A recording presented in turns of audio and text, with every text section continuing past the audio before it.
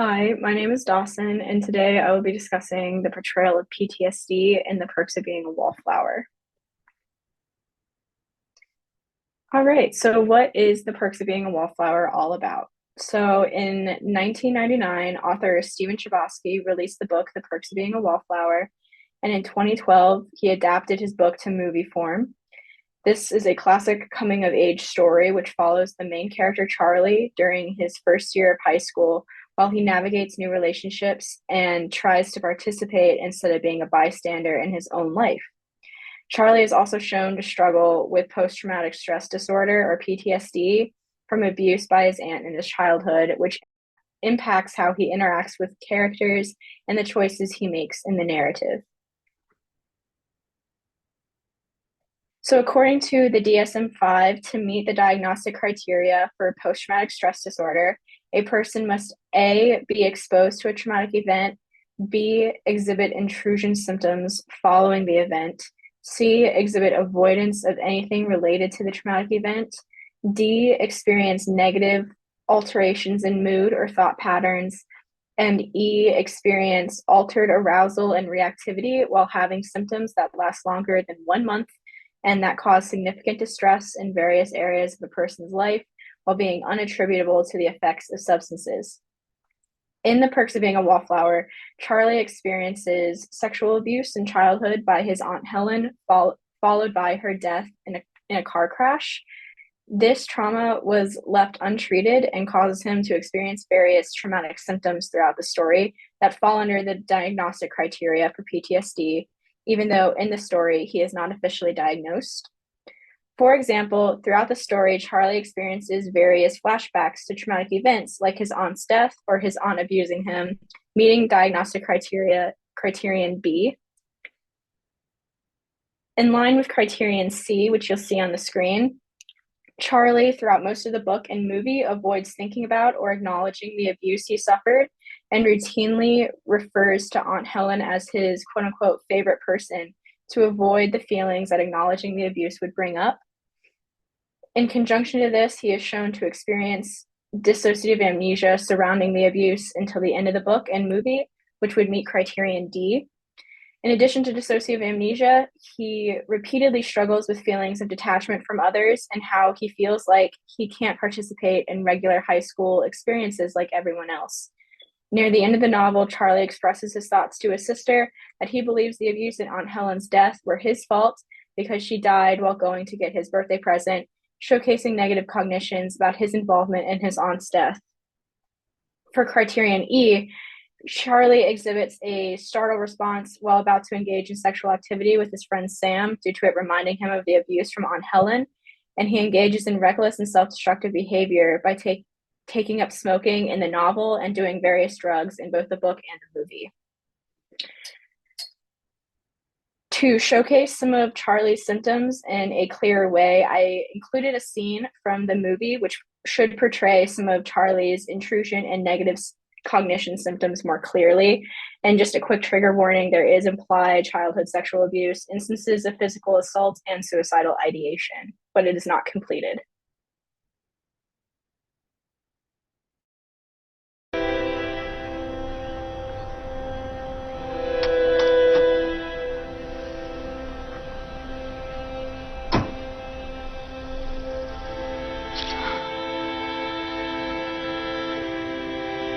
What's wrong, Charlie? Put your seatbelt on. We'll meet you there.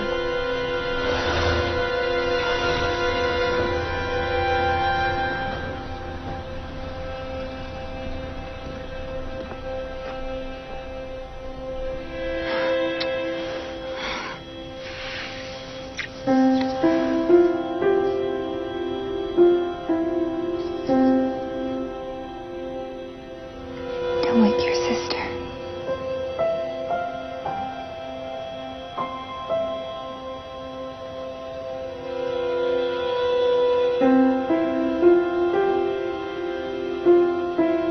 But it'll be our little secret, okay? Look, Charlie, she's fast asleep. Don't wake your sister.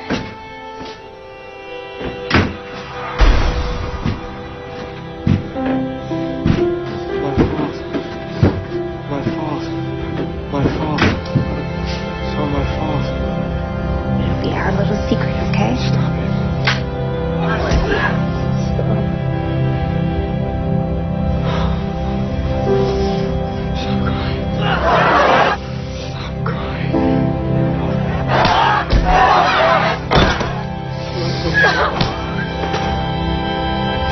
It'll be our little secret.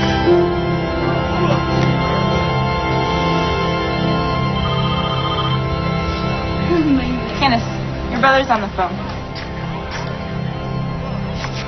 Hello? Hey, Candace. Charlie? Sam and Patrick left, and I just can't stop thinking about something. What? Candace, I killed Aunt Helen, didn't I? She died getting my birthday present, so I guess I killed her, right? I've tried to stop thinking that, but I can't. She keeps driving away and dying. Call the police and send them to my house. Stop her. Crazy again. No, Charlie, listen to me. Mom and Dad are going to be home with Chris any second. Thinking, what if I wanted her to die, Candace? What? Charlie? Charlie!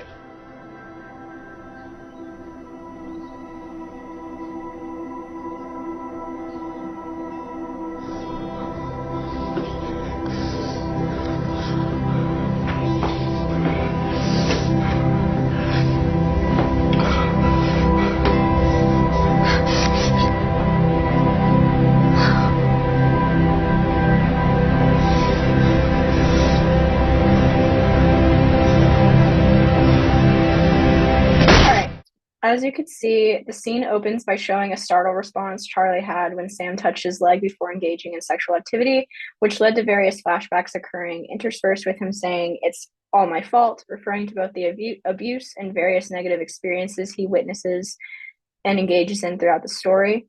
This concludes with him calling his sister Candace and saying, "I killed Aunt Helen, didn't I?" indicating that he believes he is responsible for his aunt's death, all of which are in line with diagnostic criteria B, D, and E. So after going through the diagnostic criteria that Charlie meets for a PTSD diagnosis, is this an accurate representation?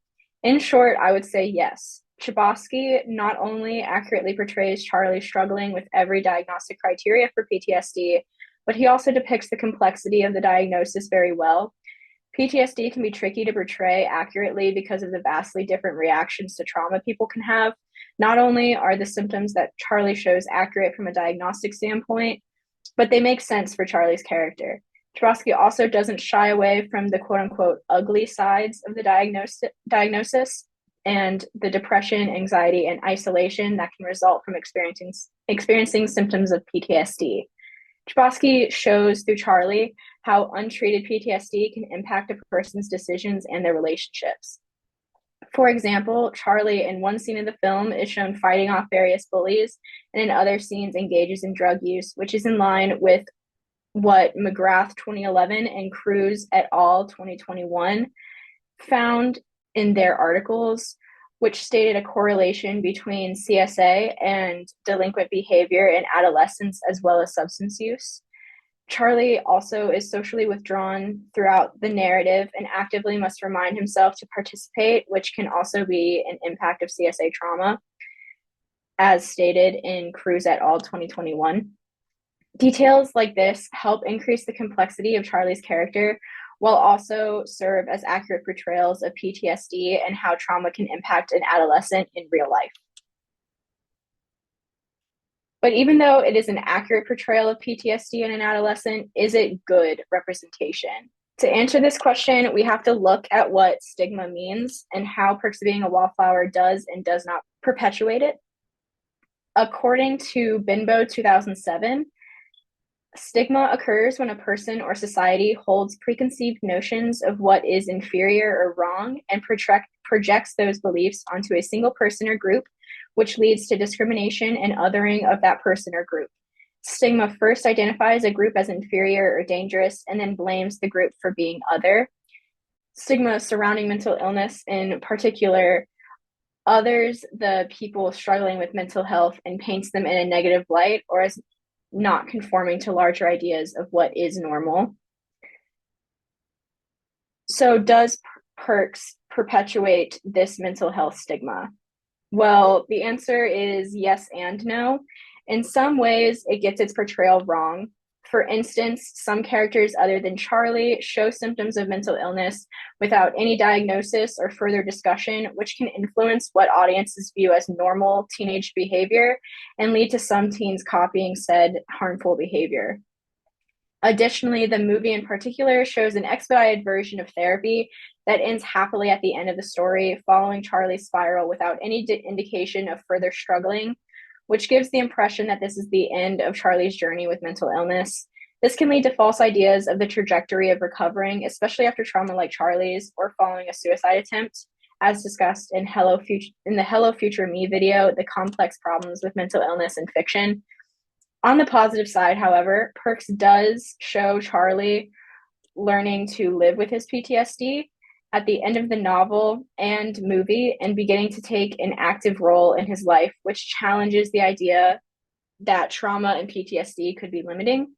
It also positively portrays the benefits of therapy and treatment and how strong support networks like family and friends can influence treatment outcomes for the better. Building off what was said in the previous slide as well, Perks accurately shows how trauma can impact a person's life in a respectful manner, which can serve as a vital tool for combating misinformation, which can lead to stigma and stereotype beliefs about the diagnosis.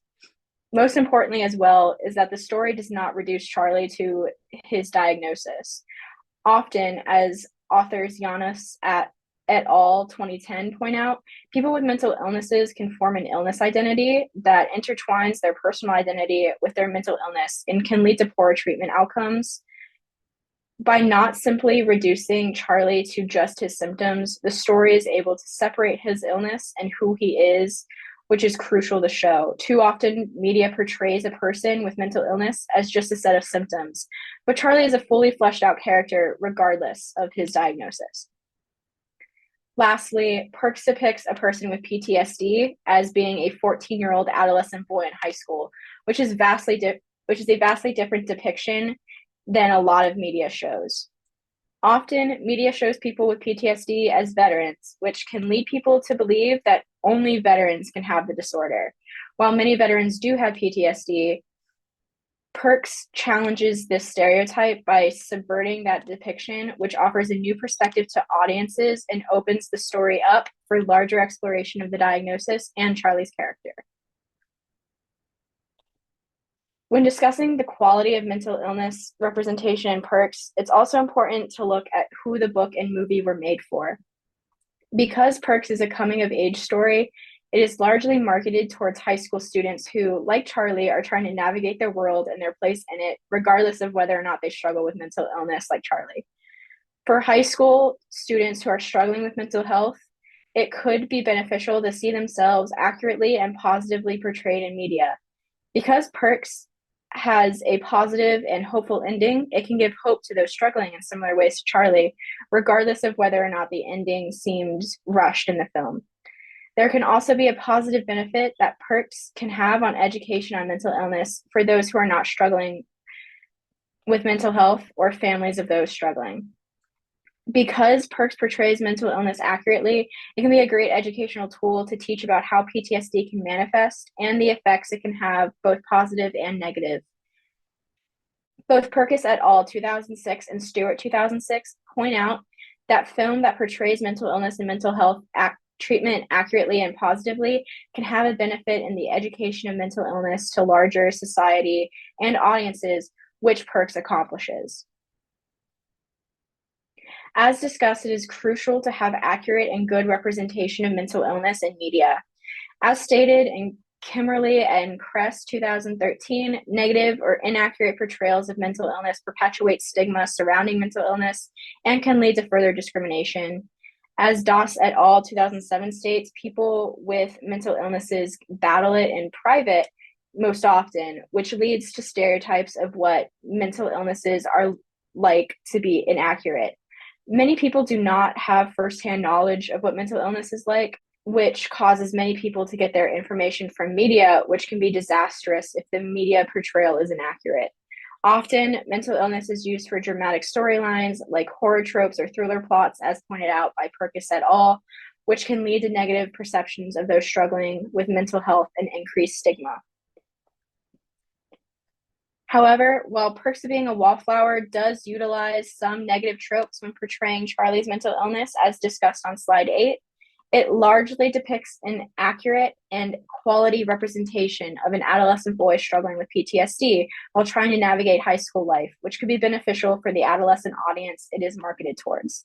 Additionally, the film and book can also serve as an important educational tool for families and young adults who do not have PTSD like Charlie, and can help reduce the stigma and inaccurate beliefs surrounding it.